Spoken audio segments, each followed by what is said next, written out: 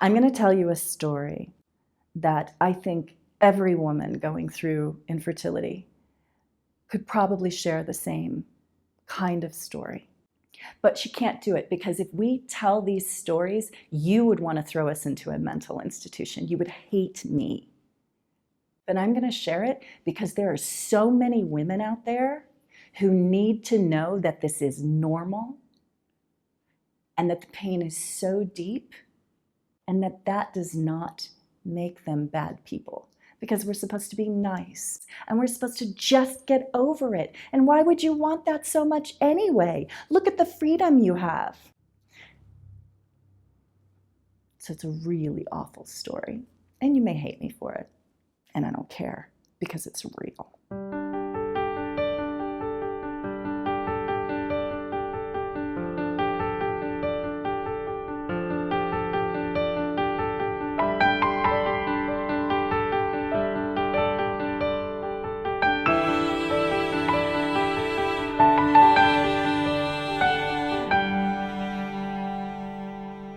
I had a dream.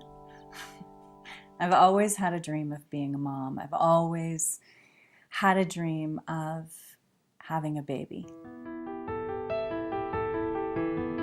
I have letters I've written to my children. I have poems I wrote when I was 6 years old that say in the margins, this is for my children if they want to know who I am. I've lived acutely aware all my life of the loss of my mother when I was a little girl. What I didn't get to have with her, I wanted to have with my child. And that child felt, if it came from this body, that it was directly connected to her. I don't have really any memories of my mother, except for a few. One memory of her is we were sitting on the front porch and I was drawing a picture. And she looked down at me and put her hand on my head and said, "Oh, you're such a good little artist. Come here." And then I crawled up onto her lap. And I think I'm an artist because that's probably one of the last things that she said to me was, "You're such a good little artist."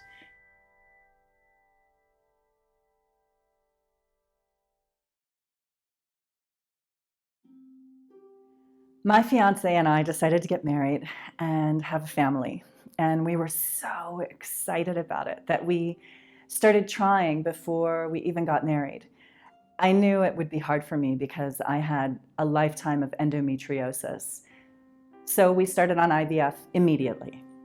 The endometriosis was so painful. I had been living on 7 days of the highest level of narcotic. Coming home with my first cycle of IVF drugs, it was a mountain of pills. I could never remember this one versus this one, so I had to write on all my drugs what they were for: nausea, anxiety, pain. I still don't know what they were all for. I remember the moment that needles became the reality, that I'd be punching myself, sometimes 1, sometimes 5 times a day, to try to make a baby. And now it feels almost absurd, and yet I was so driven and so clear and so knowing that it would work. But as I would inject myself, I would pray the substance, pray that it would make my body a channel for a child. It started feeling like the rhythms of a rosary, the injections and the prayers. And so I created this infertility rosary. And that became all these other pieces. They're about the learnings as a woman that I didn't receive from my mother. How to knit, how to cook, how to live as a woman, how to dress.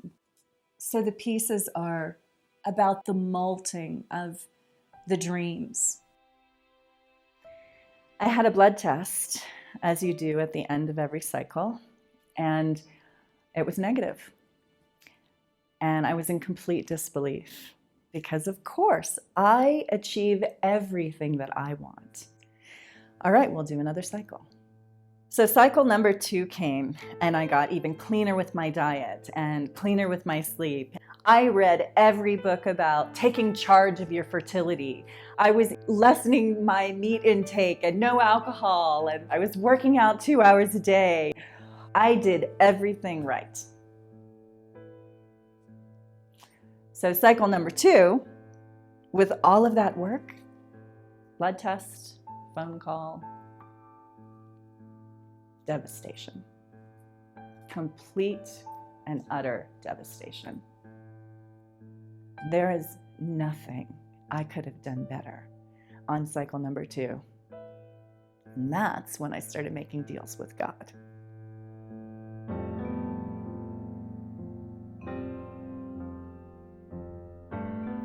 I decided to go on a shamanic journey to Peru before cycle number 3. I hiked the Inca Trail and I made the entire thing a prayerful journey. I went to 15,000 feet, the top of Salcantay, and I prayed at the top of that mountain, please God, give me a baby. I'll do anything. So we came into my 3rd in vitro, legs spread, and they have this little catheter that they weave through to find your uterus. And it poked me, and it was so painful. He said, I can't see it. And we looked up at the screen and it was all cloudy. Where we were supposed to have seen the uterus, it was just clouds. So he implanted them and I just prayed, knowing that it would find its spot to nestle in. At that point, we knew that my endometriosis had actually become adenomyosis and rendered my uterus too dense to see where to place the embryo. The doctor called us in and I sat before her as she said, your body's not going to work. And it's time for you to start considering other options like adoption or surrogacy. And I was still in denial. And then she told me I had to have a hysterectomy.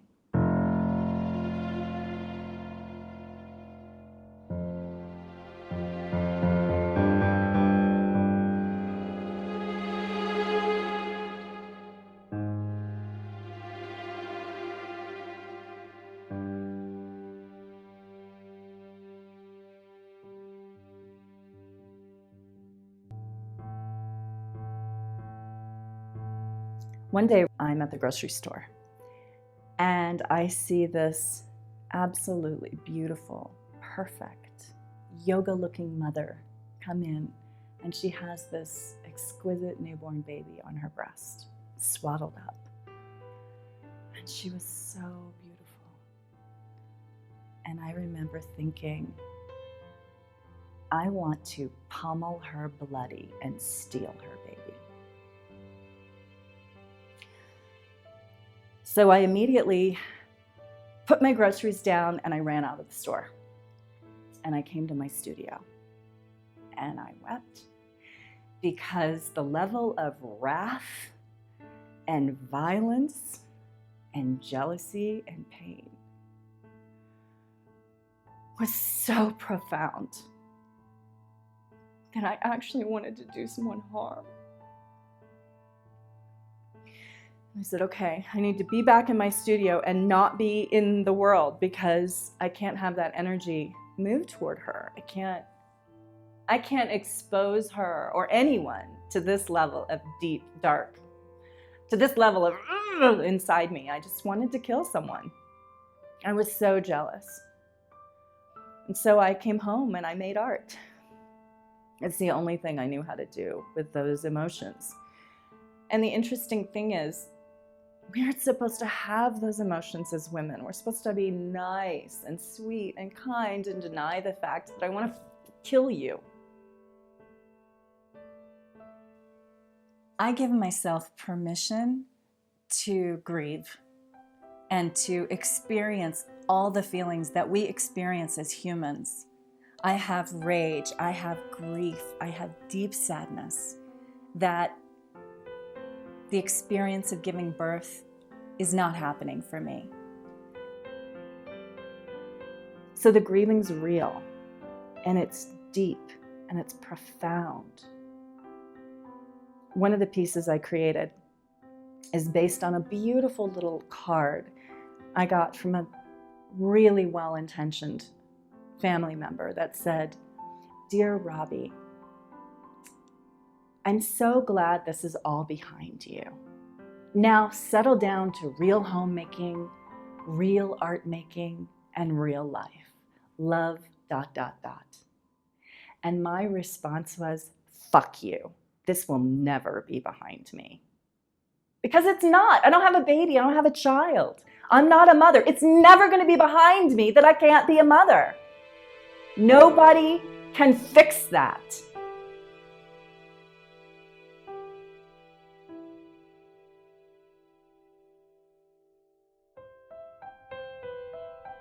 People come in and they look at my artwork and they say, "You're so brave for telling the truth. You're so brave for telling the truth." And I always think, since when did telling the truth become bravery? We should always be telling the truth, being authentic. I look at so many babies and children and all these people struggling with, how do I raise a child now? And it's all I want to do. It's so hard because they don't know what's true anymore, because nobody speaks to them about truth and how important it is and how they'll grow up being honest to themselves and living well if they're just true. And that's what this work is about for me. This is about something else. About being a woman and a creative being, true creator. And that's a dance I do with my dark and my light and my work, is recognizing that staying here and having all the yucky happen, it's the darkest soil that makes the most abundant trees. It's the blackest soil that the roots can dig deepest into.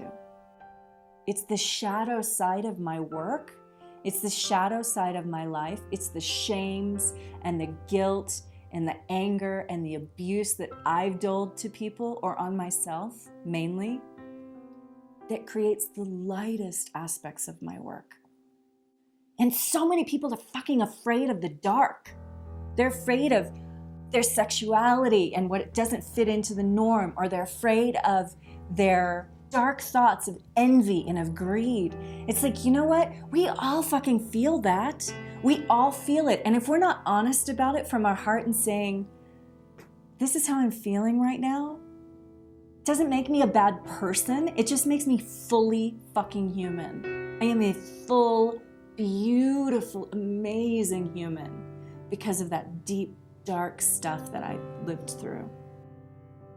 If I speak my truth, which is what this installation is about, if I'm speaking my truth, then it's going to be a service to the world. And I'm going to use that to the highest level that I can for it to be a service. I feel that we rob our little girls from being able to talk about the things that hurt. We're taught we can kvetch, or we can gossip, or we can do this superficial conversation around things we're feeling. However, to actually say, I am really envious of you because you have a child, and have that not be heard, it's obvious that it would be true, right? It's obvious that I would have that because you know me, and it's an experience. You, whoever you are, know that this is a desire I don't have and you do.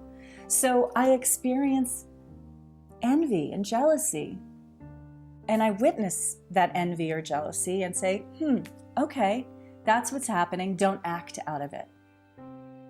And that's a distinction and a nuance that we aren't teaching our children. And we are meant to learn to communicate with one another, to uplift each other and help us heal. That's what the sisterhood does. That's what the feminine does. This is my version of the red tent. I've created a sacred space where women can come together and have a conversation about blood, about bone, about lineage, about shame, about pain, about craziness, about drugs, about their bodies failing them, our bodies failing us. The Empty Womb is my art installation that I created for my own healing initially. And then I realized it actually is for every woman who undergoes child loss, miscarriage, infertility in vitro. I've done this for you. I've done this for them. I needed to make my art to heal myself. And my hope is that any or all of this connects with you and lets you know that it's going to be okay.